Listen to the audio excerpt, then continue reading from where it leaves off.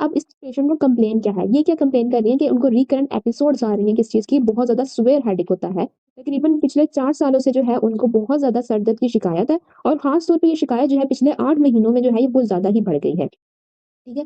अगर हम लोग इसकी हिस्ट्री देखें कि किस तरह की जो है उनको सर दर्द होता है, किस तरह का जो 4 महीने या सॉरी 8 महीने में जो उनके सर दर्द है, किस तरह की सिवियरिटी बढ़ चुकी है, तो हम लोग थोड़ी-सी जो है वो हिस्ट्री ऑफ प्रेज़ेंट इलनेस बहुत इंपॉर्टेंट होती है जब भी कोई पेशेंट आए तो उसकी हिस्ट्री लेना। सबसे पहले जो उसकी हेडेक की फ्रीक्वेंसी है वो तकरीबन 5 से 7 एपिसोड यानी कि कहने का मतलब ये है कि 1 महीने में उसको 5 से 7 दफ़ा जो है वो इस तरह का शदीद सर दर्द जो है वो महसूस होता है। सर दर्द महसूस किस टाइप का होता है पल्सेटिंग यानी कि एक पल्स सी जो है वो जैसे जनरेट हो रही है। यूनिलैटरल यूजुअली सिर्फ़ एक साइड पे टेम्पोरल एरिया जिसको कंटिन्यू भी कहा जाता है उर्दू में।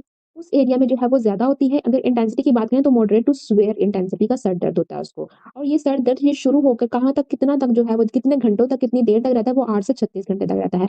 अगर साथ में सर दर्द के अलावा सिम्पटम्स देखें कि कौन-कौन से सिम्पटम्स मज़ीद उसको पेशेंट को फ़ील करने पड़ते हैं। उसको सामना करना पड़ता है सिम्पटम्स का वो है दिल खराब होना, बाज़-औक़ात वॉमिटिंग आना, उल्टी आ जाना, रोशनी बहुत ज़्यादा रोशनी से सेंसिटिविटी होना और बहुत ज़्यादा आवाज़ों से ऊँची आवाज़ों से सेंसिटिविटी होना लाइक जिसको इंग्लिश में फोटोफोबिया भी कहा जाता है और फोनोफोबिया भी कहा जाता है। नेक स्टिफनेस यानी गर्दन में अकड़ाव-सा महसूस होता है। पोस्ट अटैक जो है यानी जब सर दर्द ठीक हो जाता है 36 घंटों के बाद 8 से 36 घंटे के तक जो उसकी ड्यूरेशन होती है, जब सर दर्द ठीक हो जाता है तो उसके बाद थकावट बहुत ज़्यादा होती है और ब्रेन फॉग यानी वो कंसंट्रेट नहीं कर पाती अपनी डेली लाइफ एक्टिविटीज़ पे, उसकी कॉग्निटिव फंक्शन जो है वो डिक्रीज़ हो जाता है, ठीक है ना?